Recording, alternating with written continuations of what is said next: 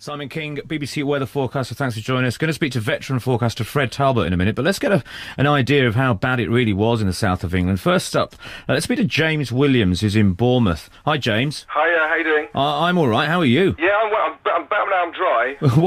So what was it like? This happened this morning, didn't it? What was it like when you woke up? Well, I woke up with my girlfriend Amy's in Bournemouth, and we were both surprised by the noise hitting the window, the size of the raindrops and the amount. And then we opened the window and had a look, and this surprise, really, just the amount of rainfall and the persistence of it as well was incredible.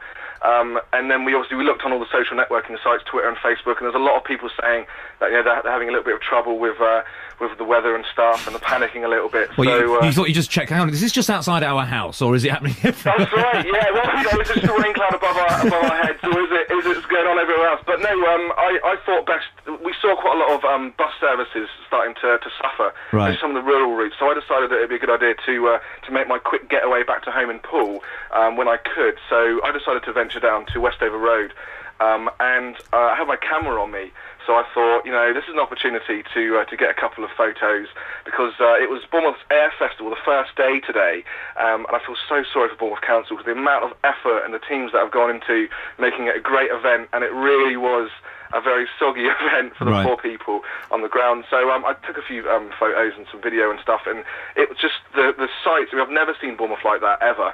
And the Bourne stream, which runs through the lower gardens, was so high. It was literally just looking down onto like a big lake, where it used to be almost a really beautiful, sleepy, picturesque town, and this was just a big, messy lake, And so did you see sort of cars floating around, or? It wasn't quite that bad. Okay. But in Jervis Place and in Bournemouth Square, there was a report of a bus actually lifting off the ground where a pipe had burst underneath it and actually lifted the bus. The pressure was so. This is the underground gas pipe. That's right. Yeah, the pipe had burst and exploded and lifted the bus actually off the ground, which is interesting. So.